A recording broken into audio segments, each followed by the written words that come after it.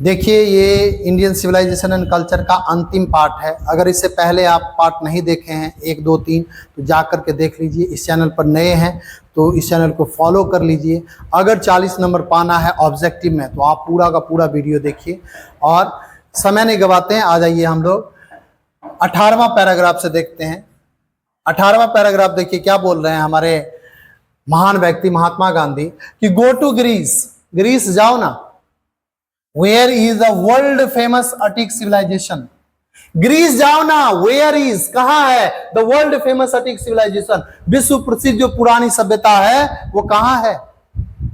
Greece जाओ थोड़ा, कहां है दुनिया की सबसे प्रसिद्ध सभ्यता जो है ग्रीस, वो कहां है। देन उसके बाद कमिंग टू इंडिया, उसके बाद भारत आना, ठीक है ना। और भारत आने के बाद कह रहे हैं कि लेट वन गो थ्रू, उसके बाद पढ़ना द मोस्ट एंशिएंट रिकॉर्ड्स, हमारी जो सबसे प्राचीन सभ्यता है, ये सबसे प्राचीन जो इतिहास है उसको पढ़ना। एंड और देन, और उसके बाद लुक अराउंड यू, और अपने आसपास देखना। And you would be constant, और तुम मजबूर हो जाओगे कहने के लिए, और तुम कहने के लिए मजबूर हो जाओगे यस, हाँ, आई सी हियर, मुझे यहां दिखाई दे रहा है एंशिएंट इंडिया, प्राचीन भारत स्टिल लिविंग, अभी भी जिंदा है। अब देखो कितना अच्छा बोल दिया कि जाओ ना ग्रीस, कहां है दुनिया की सबसे प्राचीन सभ्यता, दुनिया की सबसे प्रसिद्ध सभ्यता जो है कहां है। देन उसके बाद भारत आना थोड़ा। अब भारत आकर के लेट वन गो थ्रू, मतलब खुद को बोलना, पढ़ने देना, खुद को पढ़ना। यहां बोल रहे हैं कि पढ़ना, किसको पढ़ना, द मोस्ट एंशिएंट रिकॉर्ड्स, यानी सबसे प्राचीन जो इतिहास है उसको पढ़ना। एंड और देन लुक अराउंड यू, और उसके बाद अपने आसपास देखना। और मैं कहता हूं, महात्मा गांधी बोल रहे हैं, यू वुड बी कॉन्स्टेंट, कि तुम मजबूर हो जाओगे कहने के लिए कि हां, मुझे दिखाई दे रहा है यहां पर कि प्राचीन सभ्यता जो भारत की है वो क्या है, प्राचीन भारत अभी भी जिंदा है। जाओ घूम के आ जाओ दुनिया, भारत में देखे क्या हो। अभी लग रहा हो कि सभ्यता खत्म हो गई तो थोड़ा दुनिया घूम के आ जाओ, इसके बाद पता चलेगा कि भारत में सभ्यता है कि नहीं है। ट्रू, हाँ ये बात सही है। देयर वर डंग हिप्स, ये बात सही है कि यहां वहां गोबर का ढेर हुआ करता था। कह रहे कि देयर वर डंग हिप्स, कि गोबर का ढेर हुआ करता था। टू मतलब ही, गोबर का ढेर भी हुआ करता था। हियर एंड देयर, इधर उधर जहां तहां गोबर का ढेर होता था भारत में। हम मानते हैं सही है, बट लेकिन देयर आर रिच ट्रेजर्स, लेकिन कह रहे हैं कि बहुत बड़ा बड़ा जो है ना खजाना, बरीड, दफन होता था अंडर देम, उसी के अंदर। वो गोबर का ढेर नहीं था, बड़ा बड़ा खजाना था। वही गोबर का ढेर जब हम डालते थे खेतों में तो अन्न होता था, अन्न होता था। और वही जो है ना बड़ा बड़ा गोबर का ढेर, उसके अंदर हमारा खजाना दफन होता था। एंड और द रीजन, और जो कारण है वाई इट हैज सर्वाइव्ड, कि क्यों हमारी सभ्यता बच गई है। सर्वाइव मतलब जिंदा होना, बचना, इज वो क्या है, that the and which Hinduism set, कि वो जो अंत करना है, खत्म करना, विच हिंदुइज्म सेट, जो भारतीय सभ्यता वालों ने सेट कर लिया था, before it was not develop, इससे पहले जो सेट कर लिए थे हमारे पूर्वजों ने कि इट वॉज नॉट डेवलपमेंट, कि वे लोग विकास नहीं करेंगे। किस रास्ते से, अलोंग मेटेरियल, भौतिक रास्ते से, बट स्पिरिचुअल लाइंस, बल्कि आध्यात्मिक लाइन से जो है ना रास्ते से विकास करेंगे। तो कह रहे हैं कि हमारी सभ्यता जो बच गई उसका मेन कारण यह है कि हमारे हिंदू सभ्यता वालों ने पहले ही सेट कर लिया था, बिफोर मतलब पहले ही सेट कर लिया था कि वे लोग विकास नहीं करेंगे। किस रास्ते से, भौतिक वाले रास्ते से, बल्कि आध्यात्म वाले रास्ते से विकास करेंगे। हमारे पूर्वजों ने पहले ही सेट कर लिया था, इसलिए हमारी सभ्यता बची हुई है। आवर सिविलाइजेशन, हमारी सभ्यता, आवर कल्चर, हमारी संस्कृति, आवर स्वराज, हमारा जो स्वराज है वो डिपेंड्स, निर्भर करता है, नॉट अपॉन, नहीं निर्भर करता है, किस पर, मल्टीप्लाइंग आवर वांट्स, हमारी इच्छा शक्ति की जो बहुलता है। यानी हमारी जो सभ्यता, संस्कृति और हमारा स्वराज है वह इच्छा शक्ति की बहुलता पर निर्भर नहीं करता है, यानी दिन दुगुना रात चौगुना पर निर्भर नहीं करता है। सेल्फ इंडल्जेंस, जिसको जो है ना आत्मसंलिप्तता बोलते हैं इसको, उस पर निर्भर नहीं करती है, बट बल्कि किस पर निर्भर करती है? अपन मतलब पर। रेसिस्टिंग वांट्स, जिसको सेल्फ डिनायल करते हैं, मतलब हमारी इच्छा शक्ति पर ना रेसिस्ट करना, लगाम लगाना, संयम लगाना, उसी को बोलते हैं सेल्फ डिनायल, आत्मसंयम। और आत्मसंयम पर हमारी सभ्यता, संस्कृति और हमारा स्वराज निर्भर करता है। तो ये भी क्वेश्चन पूछा हुआ है, हमारी सभ्यता, संस्कृति और स्वराज किस पर निर्भर करता है? तो सेल्फ डिनायल पर। किस पर निर्भर नहीं करता है? सेल्फ इंडल्जेंस पर। उम्मीद है समझ में आया सब आदमी को। अब आ जाओ 21 से। यूरोपियन सिविलाइजेशन, यूरोपियन सभ्यता यानी पश्चिमी सभ्यता। ये जो पश्चिमी सभ्यता है, यूरोपियन सभ्यता, इज नो डाउट, इसमें कोई संदेह नहीं, सूटेड, जो सूट करती है, जचती है फॉर द यूरोपियंस, यूरोप वाले लोगों को, यूरोपियन के लिए, यूरोप वाले लोगों के लिए, बट बल्कि इट विल मीन रूइन, लेकिन इसका मतलब होगा बर्बादी। रूइन मतलब बर्बादी, किसके लिए? For India. कोई संदेह नहीं कि ये सभ्यता यूरोप वालों को सूट करती है, लेकिन भारत के लिए इसका मतलब है बर्बादी। इफ, यदि, वी इंडेवर, यदि हम लोग प्रयास करेंगे, टू कॉपी, नकल करने का, इट मतलब इसका, यदि पश्चिमी देश का हम लोग नकल करने का कोशिश करेंगे तो हम लोग बर्बाद हो जाएंगे। दिस इज नॉट टू से, और मेरे कहने का यह भी मतलब नहीं है दैट कि वी मे नॉट अडॉप्ट, कि हम लोग अपना नहीं सकते हैं, एंड और एसिमिलेट, और हम लोग पचा नहीं सकते हैं, व्हाटएवर, जो भी, मे बी गुड, जो भी उसमें अच्छाई होगी ना, उसको हम लोग अपना नहीं सकते हैं और उसको पचा नहीं सकते हैं, ऐसा नहीं है। एंड और कैपेबल ऑफ एसिमिलेशन, और हम लोग इसमें सक्षम नहीं है कि हम लोग उसको पचा लें, उसके बाद, यानी ऐसा नहीं है कि हम लोग उसको आत्मसात नहीं कर सकें, उसको अपने ऊपर लागू नहीं कर सके, है हमें क्षमता है, उसमें जो अच्छाई हम अपना सकते हैं। हमारी सभ्यता तो ये, हमारी तो संविधान ही ऐसी ही बनी है, सभी देशों से लिया गया है, देख देख करके लिया गया है, लगभग 50 देशों से लिया गया, तो ले करके, तो जो अच्छी चीजें हम ले सकते हैं उसको आत्मसात कर सकते हैं। As it does not also mean, और कह रहे हैं इसका ये भी मतलब नहीं है दैट की इवन दी यूरोपियंस, कि यूरोप वाले भी हैं, will not have to part, कि उनको झेलना नहीं पड़ेगा, उनको इस चीज का हिस्सा नहीं होना पड़ेगा, भुक्तभोगी नहीं होना पड़ेगा, विद वट एवर एविल, यानी जो भी बुराई might have crypt into it, जो भी बुराई उनके अंदर है, तो ऐसा नहीं है कि बुराई सिर्फ इंडियन वालों के लिए बुराई है, जो बुरा चीज है उसका भुक्तभोगी वो भी बनेंगे, जो अच्छे चीज है उसको हम भी अपना सकते हैं, और जो बुरे चीज है उसके भुक्तभोगी वो भी हो सकते हैं। कहा जाता है कि अमेरिका इतना शक्तिशाली देश है, किसी दिन कोई सन की ये राष्ट्रपति आया अपने देश को उड़ा देगा। तो अगर आप बंदूक से खेलते तो एक दिन बंदूक से मारे जाएंगे आप, तलवार से खेलते तलवार से मरेंगे आप।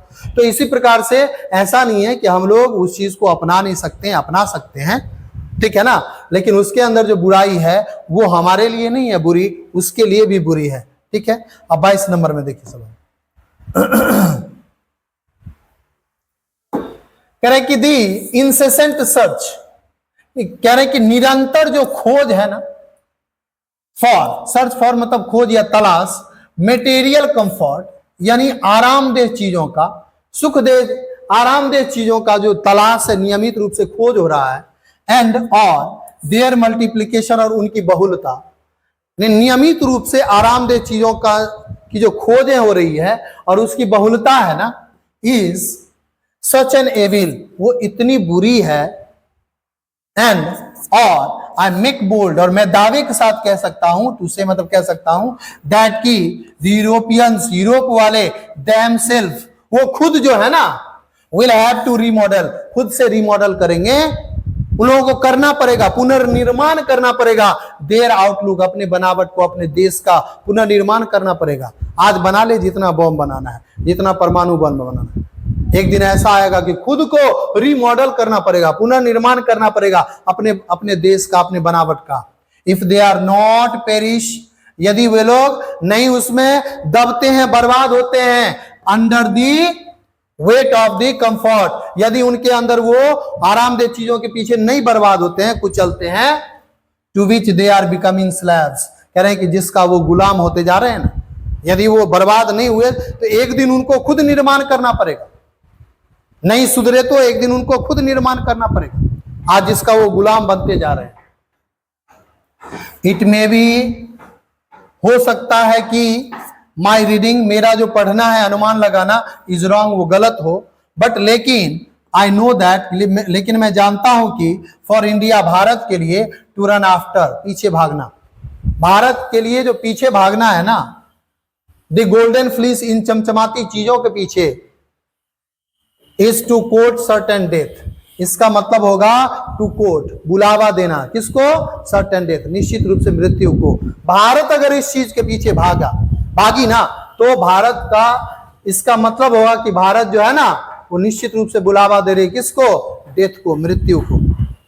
लेट्स इनग्रेव, आइए हम लोग इनग्रेव करते हैं, उकेरते हैं, ऑन आवर हार्ट, अपने दिलों पर, द मोटो, इस सिद्धांत को, ऑफ वेस्टर्न फिलोसफर, पश्चिमी देश के जो दर्शन शास्त्री लोग हैं, वहां के विद्वान लोग हैं, उनका जो मोटो है, उस मोटो को आइए हम लोग अपने दिल पर उकेरते हैं। कौन सा मोटो है?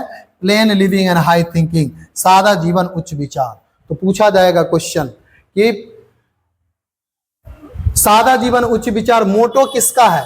वेस्टर्न फिलोसफर का। मोटो किसका है? वेस्टर्न। लेकिन बेस किसका है? हम लोगों का बेस ही है सादा जीवन उच्च विचार। तो बेस है इंडियन सिविलाइजेशन का, और मोटो किसका है? तो मोटो किसका है? वेस्टर्न फिलोसफर का। टुडे, आज, इट इज सर्टेन, आज यह निश्चित है, दैट की the millions can't have high living, कि लाखों लोग ऐसे हैं जिनके पास नहीं हो सकता है ऊंचा जीवन। ऐसे लाखों लोग हैं जिनके पास ऊंचा जीवन शैली नहीं हो सकता है। एंड और वी, वी द फ्यू, हम में से कुछ लोग जो हैं, who professes to do the thinking for the masses, और हम लोग इस चीज को बढ़ावा दे रहे हैं, लोगों को बता रहे हैं इस बात को करने के लिए, द थिंकिंग, इस सोच को, फॉर द मासेस, लोगों के प्रति। यानी हम लोग इस चीज को जो है ना प्रचार प्रसार कर रहे हैं, फैला रहे हैं, लोगों को बता रहे हैं कि लाखों लोग जो है ना, वो अमीरी वाला जीवन, उनका जो है जीवन हाई थिंकिंग, हाई लिविंग नहीं हो सकता है। इसको बता रहे हैं और बता भी रहे हैं, और रन द रिस्क, और हम इसका जोखिम ले रहे हैं। पता नहीं लोग इसको करेंगे कि नहीं करेंगे। इन अ वेन सर्च, व्यर्थ के खोज में, आफ्टर हाई लिविंग, ऊंचे जीवन के खोज में लोग जो हैं वो गवा रहे हैं ऑफ मिसिंग हाई थिंकिंग, अपना क्या गवा रहे हैं? हाई थिंकिंग, ऊंचे विचार को मिस करते जा रहे हैं। यानी हम लोग जो बता रहे हैं लोगों को कि आप व्यर्थ में अपना जो है सादा जो सोच है ना आपका, वो ऊंचे जीवन के चक्कर में बर्बाद करते जा रहे हैं। सादा जीवन उच्च विचार, ठीक है ना, ये ऊंचे जीवन के चक्कर में हम लोग अपना विचार गवा रहे हैं, ये हम सभी लोगों को बता रहे हैं। ठीक है, आगे देखिए 23 नंबर, 23 और 24 बस यही है, खत्म हो जाएगा इसके बाद। कह रहे कि civilization in the real sense of the term, सभ्यता जो है ना, वो अगर इस विषय पर वास्तविक अर्थ के रूप में अगर कहा जाए, रियल सेंस इसका लगाया जाए, वास्तविक अर्थ अगर इस टर्म का लगाया जाए, तो सभ्यता कंसिस्ट, समाहित है, और बता दिए नॉट, यानी समाहित नहीं है। सभ्यता नहीं बसती है किसमें? तो इन द मल्टीप्लिकेशन, जहां बहुलता है, दिन दुगुनी रात चौगुनी जहां पर है, वहां पर सभ्यता नहीं है। बल्कि सभ्यता है कहां पर बाबू रे?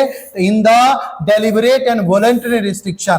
कह रहे हैं कि स्वच्छंद, अपने आप जानबूझकर लगाया गया जो है ना इच्छा, जहां पर पाबंद है, डेलिबरेट जानबूझकर, और स्वच्छंद जहां पर लगाम है, किस पर?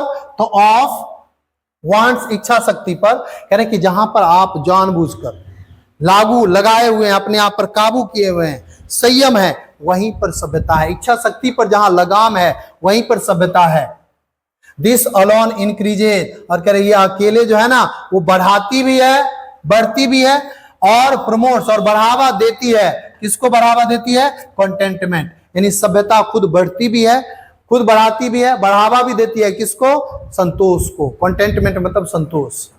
और किसको बढ़ावा देती है? रियल हैप्पीनेस को, वास्तविक खुशहाली को, एंड और कैपेसिटी फॉर सर्विस, और सेवा का भाव। सभ्यता ही जो है ना, वो संतोष को बढ़ावा देती है, खुशहाली को बढ़ावा देती है, और सेवा का भाव। जिसको संतोष है वही सेवा भी कर सकता है। वही आदमी दूसरों को देते हैं जो खुद से संतुष्ट हैं। जिसको खुद नहीं है वो दूसरों को क्या देंगे। इसलिए ये भाव जो है ना, जो संतुष्ट है वही, जहां पर सभ्यता है वहीं पर ये सब भाव उत्पन्न होती है। लास्ट देखो, कह रहे हैं कि a certain degree of physical harmony, कह रहे हैं कि शारीरिक सुख सुविधा का एक निश्चित अनुपात और कंफर्ट्स और आराम, कह रहे हैं कि शारीरिक सुख सुविधा और आराम की जो है ना एक निश्चित अनुपात इस नेसेसरी, वह आवश्यक है। बट लेकिन एवं अ सर्टेन लेवल, लेकिन एक निश्चित सीमा के अनुपात के ऊपर इट बिकम्स, यह बन जाता है अ हिंड्रेंस, एक बाधा बन जाता है, एक रुकावट बन जाता है, इंस्टीड ऑफ हेल्प, मदद करने के बजाय।